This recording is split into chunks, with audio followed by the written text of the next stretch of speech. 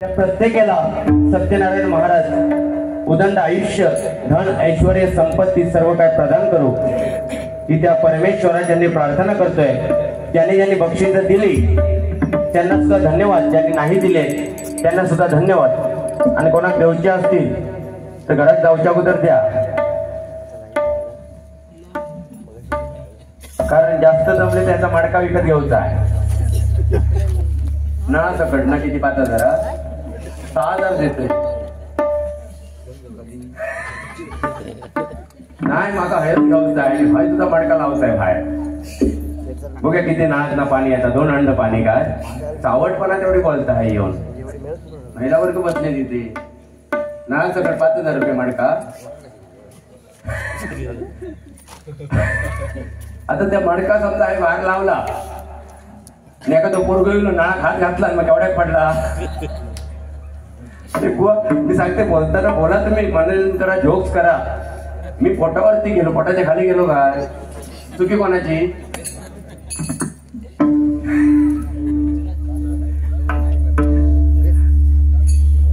कमी करा आवाज, कमी करा मग बरोबर होणार ते।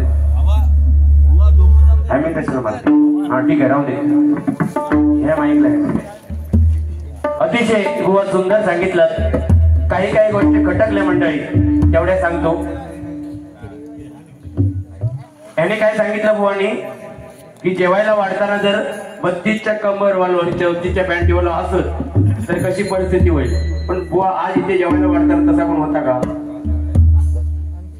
मग तुम्ही इथे येऊन का सांगितलं त्या लोकांना? होता का तसा कोण वाढणारा? व्यवस्थित वाढणारे होते ना, चांगले होते ना, त्यांची बरोबर पॅन्ट आहे आणि ढुंगणाच्या खाली जाता ह्याच्या खाली जाता लोकांच्या पॅन्टीत पकडून बघता तुम्ही काहीपर्यंत जाता ती पॅन्ट। हेच गोष्टी खटकतात, बाकी काय नाही। त्या दादाने कोणी सांगितलं पप्पी घेऊ, पप्पीच घेत राहिलो। मी सांगते जा बाहेर जा, 5,000 रुपये देते सगळ्यांना पप्पी घेऊन ये जा। प्रत्येक एका पप्पीचे 100 रुपये देते। घासून जाते, घासून जाण्यासारखाच करताय गुलामी। आता कोण पण भजन रसिक म्हटल्यानंतर काही सांगणार, पण आपल्याला समजलं पाहिजे आपण या सन्मानाच्या खुर्चीवर बसतो, आपल्याला कितपत बोललं पाहिजे, कितपत केलं पाहिजे। हा तेवढंच करा तुम्ही आणि त्याच करा। हो भजनचा धंदो बंद करा आणि उद्या पप्पीचा दुकान गाडेपट्ट्याला टाका। 10 रुपये का एक पप्पी। अरे काय बाबा, म्हणजे हे काय तुका काय याच्यावाले वाटले भजन रसिक? भजना समजत नाही का? त्यानंतर मनोरंजन केलं पाहिजे, हे केलं पाहिजे म्हणून मनोरंजन करण्याचं साधन आहे। बोलतो चांगला चांगला सांगतं टणा नाही तर केस वाढवलं जायवाळ करून जरा तुझा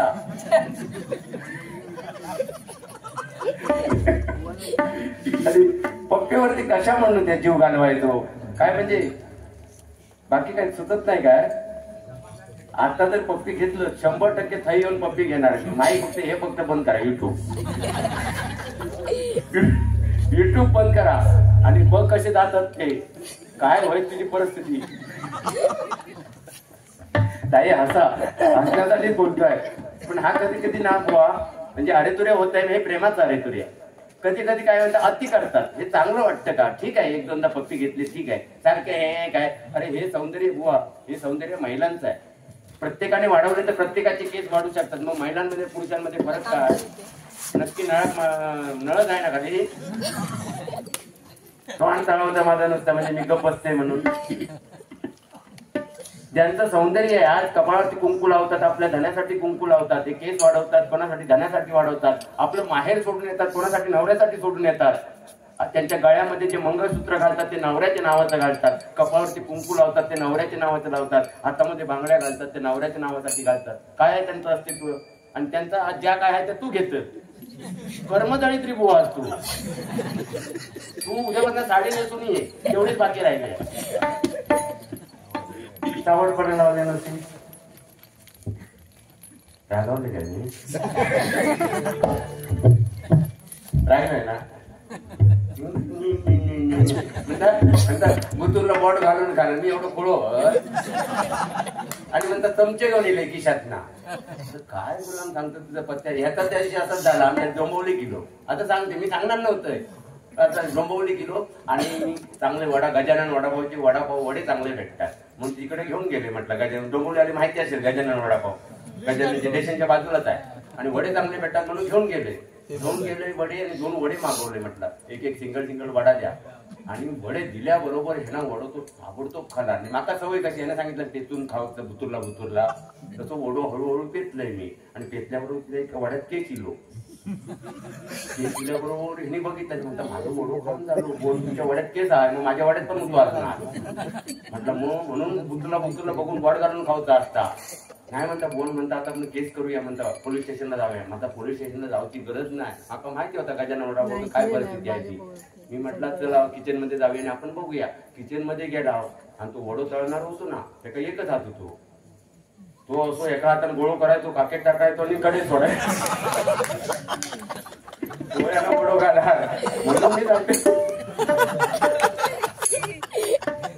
म्हणून सांगते ते बुतुरला आणि खरान गॅसाचा कर आणि पोट फुगला ना. नाच नको करू माझं तू. 2 चमचे काय आणि काय सांगितलं मडका झाला. हा विश्वास बायकोचा विश्वास मुद्दे खोडताय 100% तुमचं मनोरंजन सुद्धा करणार. बायकोचा विश्वास असला पाहिजे बोलले ना. आपल्या बायकोचा विश्वास आहे मार्केटला जाताना पोरांका शेजारणीकडे ठेवीत नवऱ्याक शेजारणीकडे ठेवणार नाही. असं त्यांच्यासारख्या नवऱ्या पण शेजारणीकडे ठेवीत काय. मग काय बोलले बायकोची मैत्रीण आणि बायको बोलते का 4 दिवस घेऊन जाता काय तुमका ठेवती को म्हणजे बायको म्हणजे तुमका वाटला का विश्वास ठेव कोणी ह्या ठेव तू म्हणजे खरोखर आहे बाबा. आता घराकडे जाऊचा वहिनींना सांगूच लागणार ह्याच्यात लक्ष ठेवा. काय लॉकडाऊन मध्ये काय केलं माहित आहे हे केस असे सोडायचे मास्क लावायचो आणि लेडीज डब्यात त्या दिवशी मी बारीला चालला होता विरारला आणि दादरच्या बीचवर आणि पाटणाही केलं बाजूचे पाटणाही केली नाही हात लावला. हो मॅडम जर ड्रॉ ना मॅडम मी म्हटलं उद्यापासून माझ्या जोडी घेऊन नका तुम्ही. जोडा वाटता ना लक्ष्मीनारायणाचा या गुलाम तसं भारी आहे बाकी काय नाही. अतिशय बुवा सुंदर तुम्ही आणि खरोखर सुंदर करता कार्यक्रम करता तुम्ही सुंदर बोलता.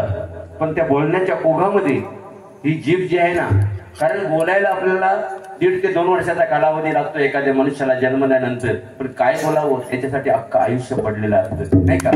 आयुष्यामध्ये काय बोललं पाहिजे कितपत बोललं पाहिजे. भजन रसिक कसे आहेत आता महिला वर्ग वगैरे आहेत बुवा ते पप्पी 1-2दा घेतात ठीक आहे. एवढी तुमचा शोक आहे ना ते घ्या तुम्ही. पण ते उद्या सकाळी ना 100% राजे चव्हाणांना विचारणार तो पप्पीवालो काय आणलेला म्हणून या औद्याचा नाही ती. हे तुमका वाटला आता ती आमच्याकडची गौतमी पाटील आहे जनाबाई गौतमी पाटील जुना त्या सोना ह्या आहे जना प्रेमावर भरलं ग तुझं कसं मडक भरलं ग तुझं नळाला तुझ्या पाण्याचा येऊन गेलं. बस आता बोल काय आता गजरा कुदतो तेवढं कूद पण हे खय जाणार काय तुका वाटते हे गजर जरा जाती. पण तुम्ही जरा ध्यान ठेवून वयाच्या आपल्या तब्येतीचा आणि आपल्या ह्याचा मी ह्या बघ काय त्या जनावर केवढा आहे त्या समजा. आता 50 वर्ष झालेत बोल ना. 1 जानेवारी जोरदार टाळ्या बोल. 16 तारीखला बुवांच्या घरी वाढदिवस आहे बुवांचा आणि माझी नाही मेराची बुवांची डबल बारी आहे. तुमच्यासाठी एक गाणं केले नंतर म्हणतोय आज या ठिकाणी बघा ते मगाशी काय ऑरियस त्यांना काय म्हटलं त्यांनी फलटण ऑरियस सगळे टीम आहे एकदम जोरदार टाळ त्यांच्यासाठी पण एक गीत नक्की नाही म्हणणार मी लिहिलेलं नाही मी 100% म्हणणार. आधी लोक म्हणता काय बघूया लिहू बघूया क्रिकेटवर नाही की म्हणणार ना माझ्याकडे 100 रुपये मी लिहिणार पण नाही डायरेक्ट म्हणणार. ओके बाकी बरं आहे ना नाच जमुरी नाच. अतिशय सुंदर पण एक आज तरुण पिढीसाठी हाथी घोड़े तोफे तलवारे हाथी घोड़े तोफे तलवारे होश तो तेरी सारी है. हाथी घोड़े तोफे तलवारे होश तो तेरी सारी है पर जंजीर में जकड़ा मेरा राजा अब पे सब पे भारी है अब भी सब पे भारी है अब भी सब पे भारी है. हर हर महादेव असा शंभू राजा तो छत्रपती शिवरायांचा पुत्र 1600 80 ते 1689 औरंगजेबाला सळो के पळो करून सोडलं होतं. असा पुत्र लाभला होता आपल्याला, नाही का? असा राजा लाभला होता बुवा, नाही का? तुम्ही रूपाच्या अभंगामध्ये त्या पांडुरंगाचं ध्यान बुवा तुमचं सांगतं. एक तरी पांडुरंगाबद्दल शब्द तुम्ही बोललेला असेल तर युट्यूब चेक करा. रूपाचा अभंग म्हणजे काय हे जुने जाणकार माहिती असतील. रूपाचा अभंग म्हणजे काय? पांडुरंग विटेवरती उभा आहे, त्याच्या रूपाचं वर्णन करायचं असतं, त्याच्याबद्दल 2 माहिती सांगायच्या. आई वडिलांबद्दल 2 शब्द बुवा सांगू शकलात नाही, कितीही वाडी करा, संपला विषय. फक्त नुसतं मनोरंजन, ह्याच्या मडक्या खात घाल, त्याच्या मडक्या खात घाल, त्याचे चमचे काढ म्हणजे भजन नाही झालं बुवा. आज रूपाचा अभंग म्हणजे काय? पांडुरंगाचं ध्यान करायचं. पांडुरंग विटेवरती का उभा आहे? काम, क्रोध, लोभ, मद, मोह, मत्सर 6 बाजू विटेला आहे. आणि कोणत्या बाजूवरती पांडुरंग उभा आहे ते बुवा सांगून द्या.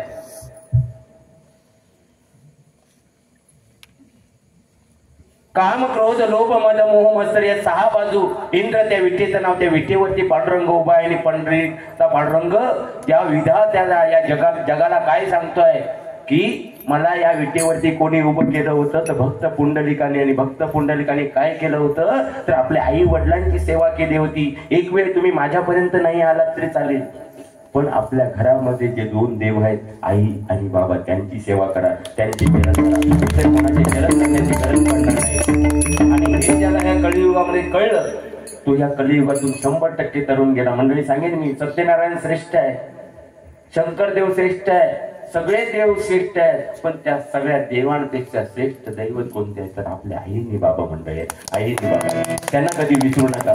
त्या माय माऊली 9 महिने गर्भाचा गोळा पोटात वाढवतात बाबूंनो, कोणतीच तक्रार करत नाही. मुंबई सारख्या राहणाऱ्या महिला 9 महिने ट्रेन मधून त्या गर्दीतून कामावर जातात आणि आपल्या अपत्याला जन्म देतात.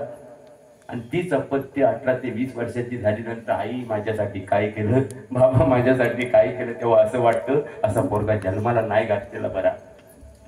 तुम्ही बाकी काही नाही केलात तरी चालेल, पण मुलींना सांगेल आपल्या आई वडिलांना कन्यादान करण्याचं सुख द्या, नाही का? एवढं जरी केलात ना तर 100% तुमचं आयुष्य सफल झालं म्हणून समजा. बाप नावाचा देव जेव्हा एखाद्या मुलीचं लग्न लागतं ना तेव्हा अख्खा मांडव बसत असतो, पण तो बाप एक खांबा पकडून कुठेतरी मनात रडत असतो की माझ्या मुलीचं मला कन्यादान करता आलं. असा बाप आहे मंडळी, त्याला जपलं पाहिजे. आणि हे सगळं बुवा भजनाच्या माध्यमातून आपल्याला सांगायचं असतं. अशी मजाकसाठी गजर वगैरे असतो, पण आपण काय भजन म्हणजे काय? हा लोक माझ्या मडका घे 2,000 घे, तुला 5,000 नाळा सकट देते, या मडक्या कांडाला येईल सकाळी उठून.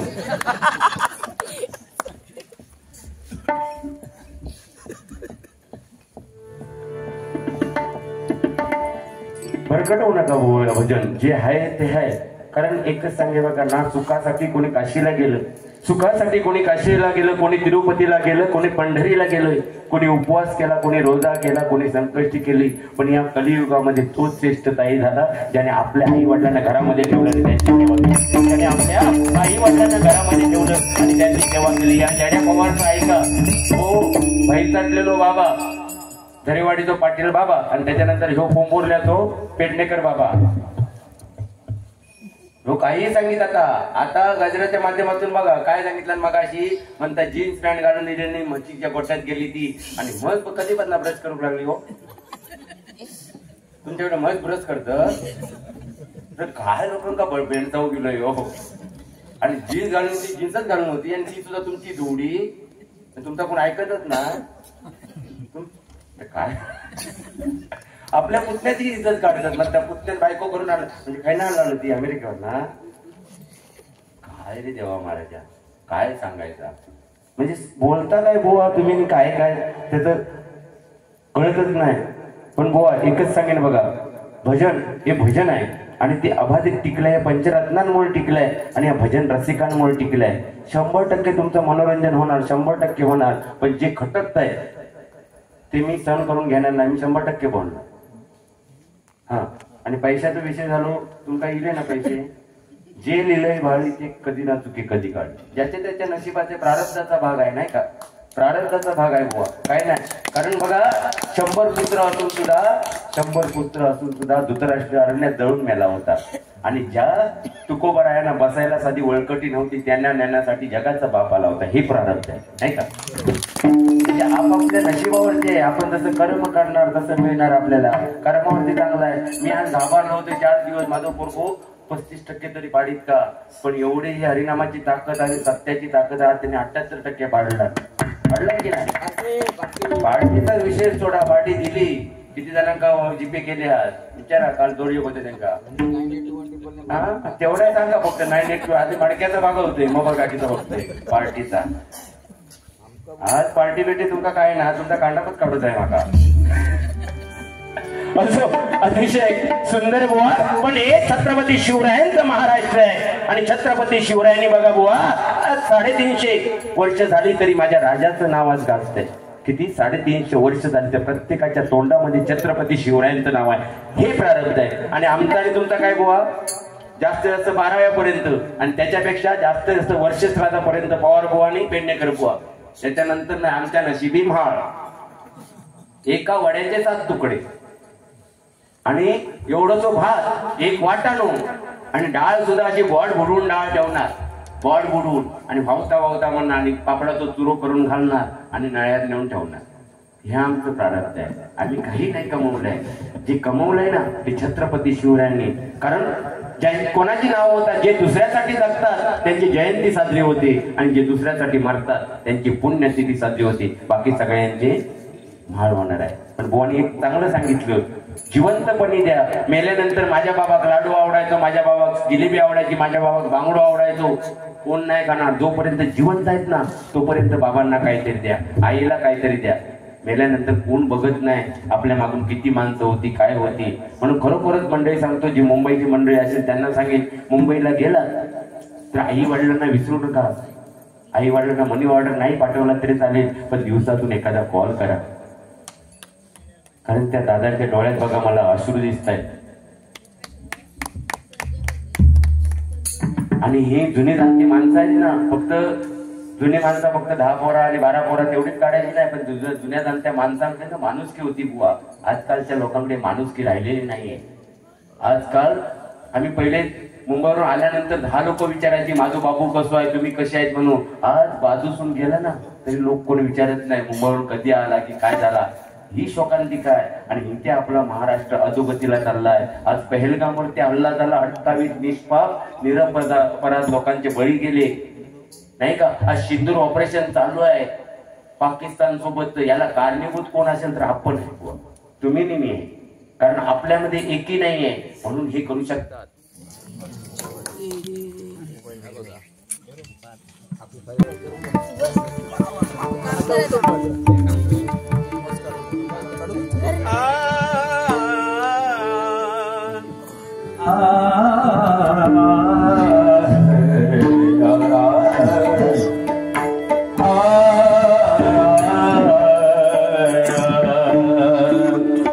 अतिशय सुंदर.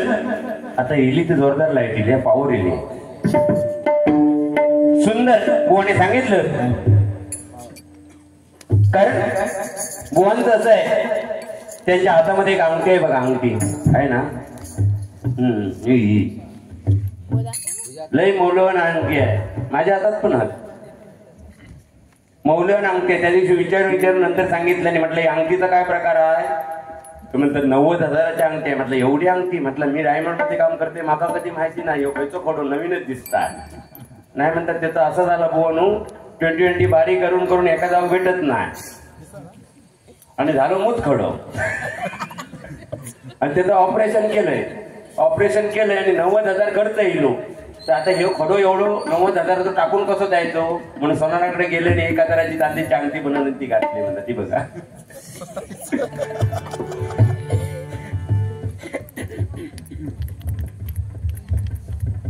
सन्माननीय शंकरजी शिंदे यांच्याकडून 101 रुपयाचं पारितोषिक आलंय. तसेच कैलासाची जानकी लक्ष्मण शिंदे आई यांच्या स्मरणार्थ श्री सना लक्ष्मण शिंदे यांच्याकडून 101 रुपयाचं पारितोषिक आलंय. कैलासाची जानकी लक्ष्मण शिंदे यांच्या आत्म्यात चिरशांती लाभो ही त्या परमेश्वराच्या मी प्रार्थना करतोय. धन्यवाद धन्यवाद धन्यवाद. कारण जमाना तसा होता, मगाशी तुम्ही सांगितलं की एका मित्राच्या घरी गेलो, त्याने आवाज दिला आणि बाबू चाय घेऊन ये. तर मॅक्सेतलो बाबू येलो. पण जमानं तसं होतं. पहिल्या काळी बुवा कसं होतं, सासूबाई समोर आले की सुनबाई डोक्यावरून पदर घ्यायची होय की नाही. आता पण घेतला नाही असते सुनेंनी पदर, पण आता सासूबाई मॅक्सी मध्ये येतात, सुनबाई काय पदर घेणार. का जमाना बदलत चाललाय, पण बदलत्या जमान्यामध्ये सुद्धा बघा हे हरिनाम टिकून ठेवला. एकदा जोरदार तळे वाटत प्रतिष्ठानसाठी होते. कारण अमेरिकेला बघा झोपताना गुड नाईट म्हणतात, जपानला स्वीट ड्रीम म्हणतात, आणि आमच्याकडे बायका काय म्हणणार, हो गॅस खाल्ला बंद आहे का जरा बघा. ह्यो फरक आहे नाही का. अमेरिकेमध्ये एखादा आजारी मनुष्य असेल त्याला बघायला गेलं ना तर काय म्हणणार ते, गेट वेल सून, म्हणजे लवकर बरा हो. आणि ह्यो गुलाम त्या दिवशी गुलाम त्यांच्या शेजाऱ्यांका बघू गेलो हॉस्पिटलला शेजाऱ्यांका बघू गेलो, आणि शेजाऱ्याक म्हणता, मित्रा काय टेन्शन घेऊन काय झाला. त्याने सांगितलं अमुक आजार झालो आहे. ह्या माणसानं त्याला सांत्वन करून यायचं की नाही म्हणता, ह्याच आजारानं म्हणता त्या दिवशी माझा एक मित्र गेलो. म्हणजे तो गेलो टेन्शन मध्ये. असं रूपाचा अभंग सादर करतो या ठिकाणी. व तुम्ही बोला, पण ते महिला वर्ग या ठिकाणी आहेत त्याचं भान ठेवून बोला, नाहीतर मी अजूनपर्यंत लेवल सोडली नाही. आणि गजरांच्या मध्ये जर आता तुम्ही काय फालतू बोलला तर 100% लेवल सोडणार. काय समज, लिव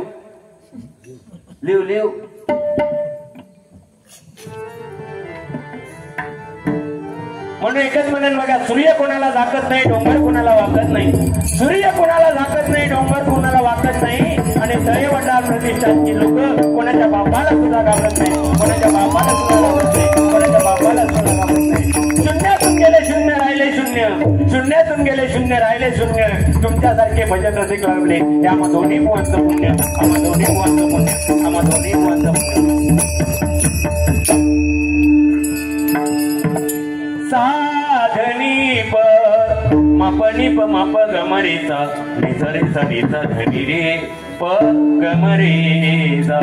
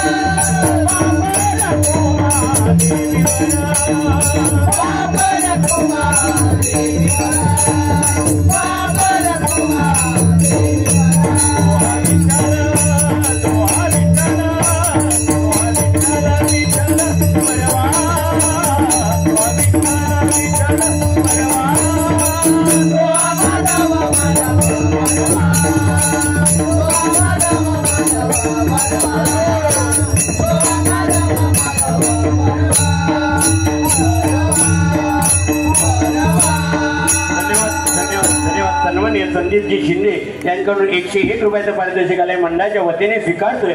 त्यांना लाख लाख धन्यवाद देतोय.